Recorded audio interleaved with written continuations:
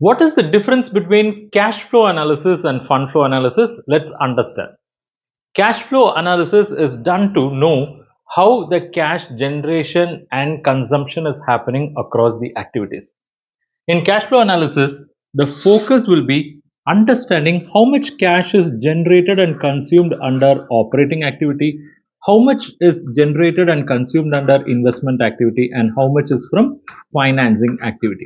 So, the possibilities can be a business may be making money in operations and using that money for investment and repaying the financing, or they may be generating money from financing activity and using that for investment purposes, and they'll also be using that money to support operations if it is not generating positive cash, or they may be generating money by selling their investments and using that to support the operations and repaying financing cash flows.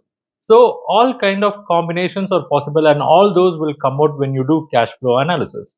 But fund flow analysis, the focus is timing of the funds. That is, how much funds have been generated or mobilized as long-term sources. How much of those funds has been used for long-term uses?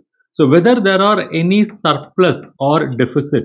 If there is a surplus, how that surplus is used for supporting working capital. And if there is deficit, how that deficit is managed. Is it by diversion of short-term funds for long-term purpose? So all those kind of financial indiscipline activities will also come out when you do fund flow analysis, and these are the differences.